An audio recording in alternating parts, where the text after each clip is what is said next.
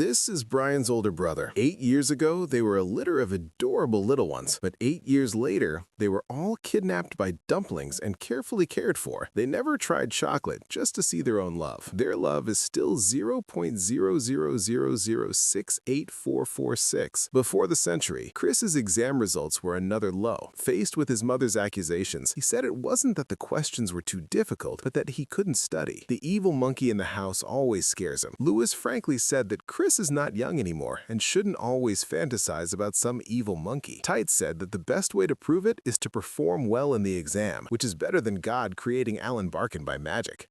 Damn, how is it? You know what? We'll put you in the 80s. You'll pass for hot now. Get in the van with Kelly McGillis. To prove the existence of the evil monkey, Chris set up a camera last night and is now preparing to replay the footage to find the scene where the evil monkey appeared. However, didn't see the monkey, but he saw an IQ sneaking into his room in the middle of the night. After fast-forwarding, he saw Lewis sneaking in, looking around and going straight to his wallet, taking away half a month's savings. Then, there was Old Lamb. Chris was disappointed. He decided to use his ultimate trick to lure the monkey out. 150 minutes later, Chris knocked on the closet door. Sure enough, evil monkey poked its head out. Seeing the free monkey beam by the bed, thought it was safe and walked towards the trap. After some interrogation, the monkey said he was not evil and asked Pete to untie him. He then began to tell the story of how his stomach hair appeared in Chris's closet 9 years ago. From then on, I became depressed.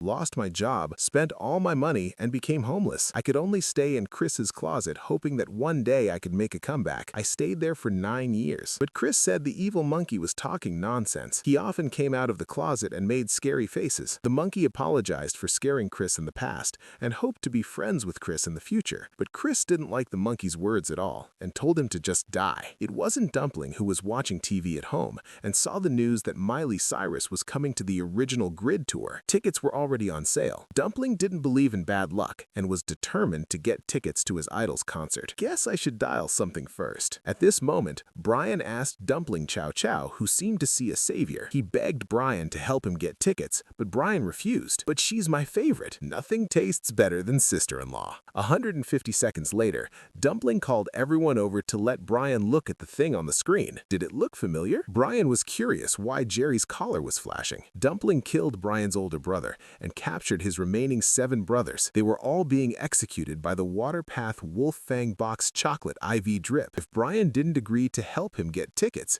his brothers would all die immediately. Brian was very curious. Dumpling had the ability to find and control his 8 brothers, but couldn't get tickets? Brian's method was bizarre. He disguised himself as Kanye West and successfully infiltrated the heavily guarded backstage area with Dumpling. Dumpling finally saw Miley and worked hard, telling Brian to stay calm and not to eat too ugly. Suddenly, a brat ran up and pounced on her. Miley was extremely disgusted with Dumplings. Brian quickly explained that this brat was her biggest fan and had cancer, with a basketball-sized hooligan growing in his brain. Miley told Dumpling to wait a moment because she had something to do. She took Dumpling to play with her later. Dumpling sat quietly beside Miley and asked what he was doing. Miley said she was writing a new song in her spare time. Dumpling then showed her the song he had written for Miley. Miley praised it repeatedly after reading. Meanwhile, back home, watching his family attentively caring for the evil monkey, Chris was very dissatisfied and complained that his father didn't help him with his book report. Pete said he was very busy right now and was chatting with his monkey grandpa. Chris stormed upstairs, but after holding it in for long enough, he still couldn't come up with the unique feeling of the catcher in the rye. The monkey, seeing Chris was already asleep, started typing on the keyboard. Sure enough, he got an A at school. He developed a sense of the evil monkey. They slowly became good friends, went fishing together, and then ate grilled fish together. All of this companionship should have been Pete accompanying Chris, not the monkey. Pete was furious when he learned that the monkey was accompanying Chris on father-son activities. After a big fight, Chris finally said that Pete was the worst father in the world. From then on, the two didn't even speak to each other. At the dinner table, Lewis asked Pete to pass him some syrup, while Chris asked Megan to tell him that Pete couldn't eat so much sugar since he was already overweight. To revenge Chris, Pete dressed in an easygoing manner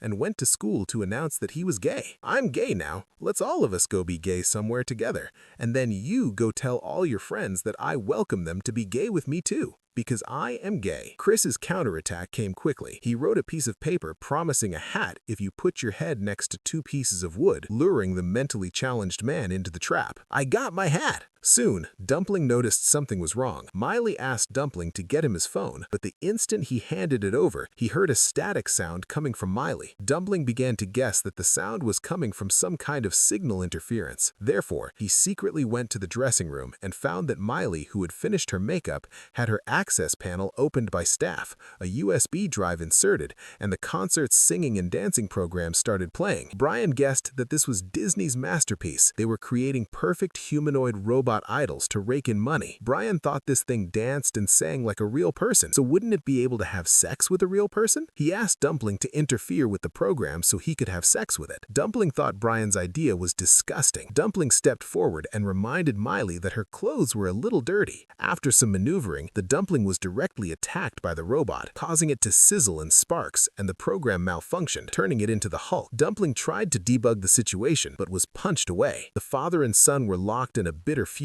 When would it end? Lewis asked the monkey to act as a mediator and reconcile the two. But just as the monkey had arranged the father and son to meet and were almost at peace, they saw a human rushing past in a frantic rush, followed by a group of humans frantically fleeing for their lives. And finally, the robot Myra, who had just wrecked the bus. He roared furiously, lifted a car, and wrecked it on the spot. Seeing that he was about to destroy the entire town, the monkey rushed forward to try and negotiate with him, but unexpectedly, Myra picked up the monkey and started climbing upstairs.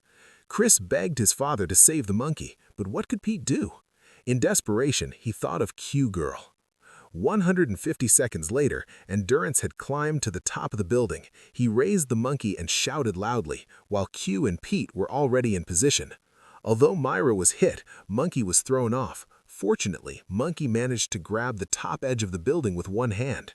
But when he saw the Terminator below, Myra was still screaming and circling, making aiming extremely difficult.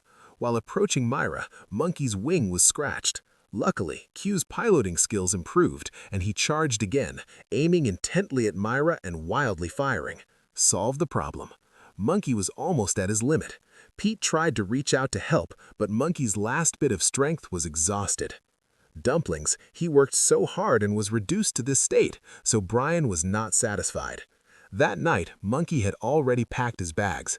After experiencing so much, he felt it was time for him to change places and start over. Although Chris was reluctant to leave, Monkey was ready to restart his monkey life and would never live in Chris's closet again.